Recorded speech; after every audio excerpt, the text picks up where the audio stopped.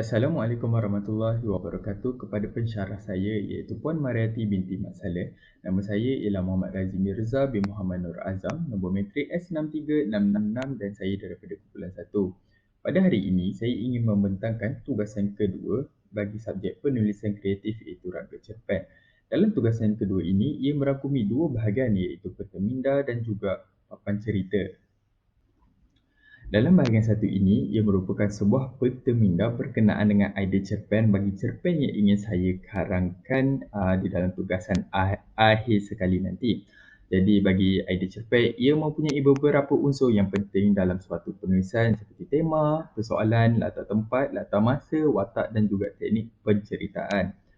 Jadi saya mulakan terlebih dahulu dengan watak dan perwatakan, iaitu saya memilih untuk 4 watak yang hidup di dalam cerpen ini iaitu Dr. Fauzi, Hakim, Samad dan Encik Badrul.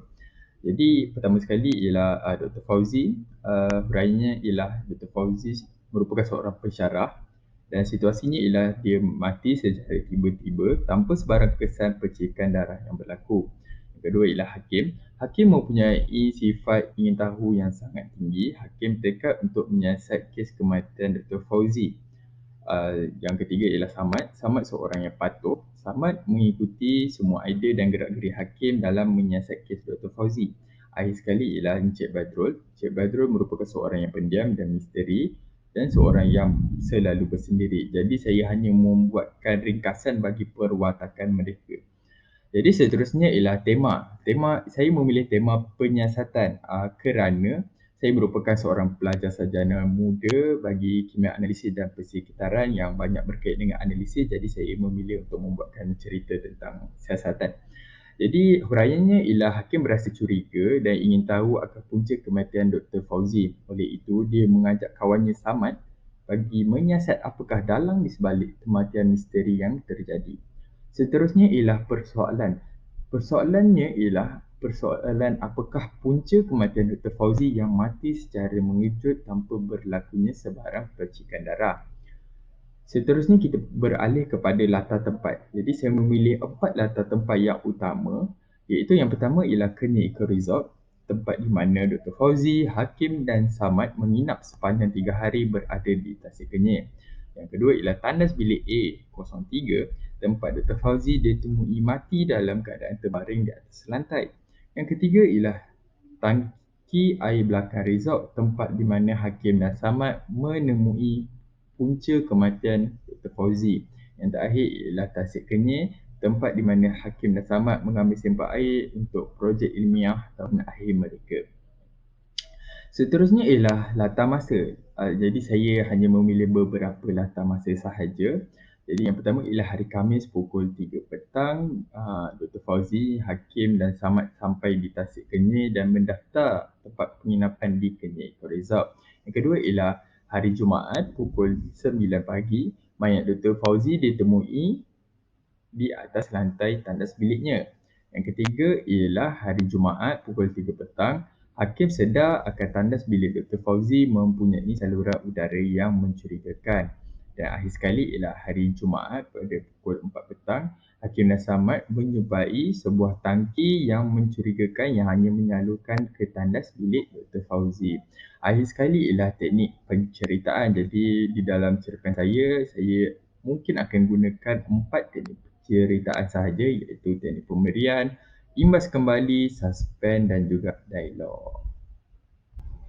Akhir sekali di dalam bahagian satu merupakan sinopsis. Jadi sinopsis yang telah saya tulis di dalam cerpen saya ialah perjalanan Hakim dan Samad di Tasik Kenyir bagi menyiapkan projek ilmiah tahun akhir mereka bertukar menjadi sebuah tragedi apabila pensyarah mereka, Dr. Fauzi ditemui mati di dalam tandas biliknya. Oleh kerana rasa curiga dan sifat ingin tahu yang tinggi, maka Hakim dan Samad menyiasat punca kematian pensyarah mereka yang berlaku secara mengejut serta tanpa ada sebarang percikan darah yang berlaku. Apakah misteri di sebalik kejadian yang terjadi? Seterusnya ialah bahagian kedua iaitu papan cerita. Papan cerita mempunyai 3 bahagian iaitu permulaan cerita, perkembangan dan juga pengakhiran cerita. Jadi saya mulakan terlebih dahulu dengan permulaan cerita. Jadi permulaan cerita ini saya ingin menceritakan kejadian Dr. Fauzi mati. Jadi saya telah membuatkan beberapa isi ataupun poin yang saya akan masukkan di dalam cerpen saya. Okey. Poin yang pertama ialah Dr. Fauzi dan dua orang pelajarnya Hakim dan Samad pergi ke Tasik Kenyir bagi menyiapkan projek ilmiah tahun akhir. Mereka bertiga menginap di Kenyir Eco Resort yang dikenalikan oleh Encik Badrul. Pada hari yang kedua, Dr. Fauzi tidak datang bersarapan di kafe dan dalam pada masa yang sama, dia juga tidak dapat untuk dihubungi. Hakim dan Samad mengambil keputusan meminta tolong Encik Badrul untuk membuka pintu bilik Dr. Fauzi kerana risau akan keadaan pensyarah mereka.